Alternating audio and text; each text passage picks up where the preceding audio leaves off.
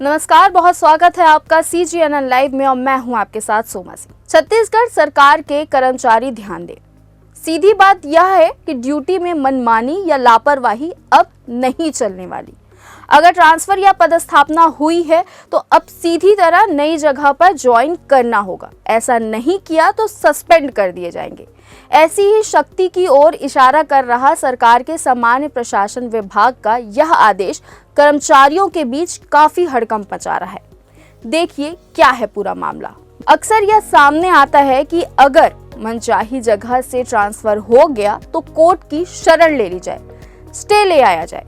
इस बीच गैर हाजिर रहें और तनख्वाह भत्ते भी मिलते रहें, लेकिन इसे अब गए जमाने की बात समझिए, क्योंकि वक्त बदल रहा है। सरकार के सामान्य प्रशासन विभाग ने नया आदेश जारी किया है।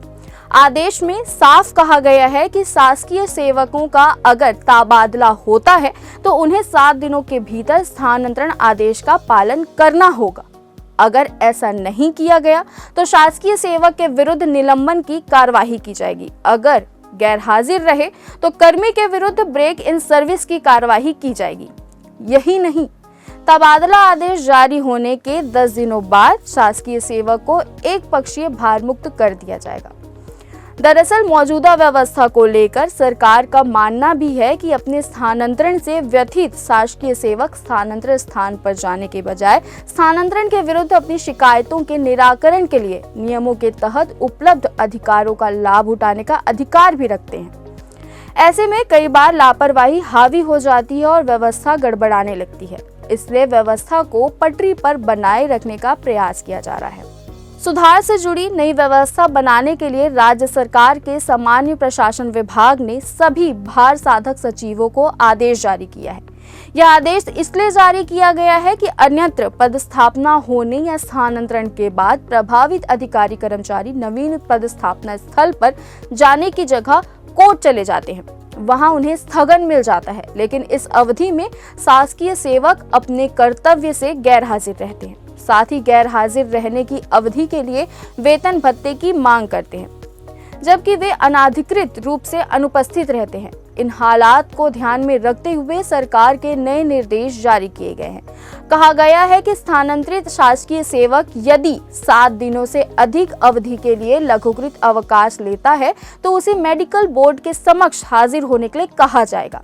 यदि मेडिकल बोर्ड द्वारा अनुशंसा नहीं की जाती तो यह शासकीय सेवक अन्य अवकाश के लिए आवेदन करता है तो यह अनाधिकृत रूप से अनुपस्थित रहता है तो ऐसी अवधि को अनाधिकृत अनुपस्थिति मानकर इसे डॉयज नॉन किया जाए। वहीं सरकार ने यह भी कहा है कि स्थानांतरित किए गए शासकीय सेवक का अवकाश नई पदस्थापना वाले कार्यालय से ही स्वीकृत किया जाएगा। अनुसूचित क्षेत्रों के शासकीय सेवक का गैर अनुसूचित क्षेत्र में स्थानांतरण करने के प्रस्ताव हैं तो उसके एवजीदार का भी प्रस्ताव अनिवार्यता रखा जाए। हाँ, एवजीदार गैर अनुसूचित क्षेत्र से ही हो। आदेश में शहरी एवं ग्रामीण क्षेत्र की रिक्तियों का जो असंतुलन है उसे संतुलित करने का विशेष ध्यान रखने के भी कहा गया है। यदि एक स्थान से दूसरे स्थान पर जाने के लिए निवास परिवर्तन के बिना स्थानांतरण हुआ है तो शासकीय सेवक के कार्यमुक्त होने के बाद 1 दिन से अधिक पद ग्रहण काल की पात्रता नहीं होगी।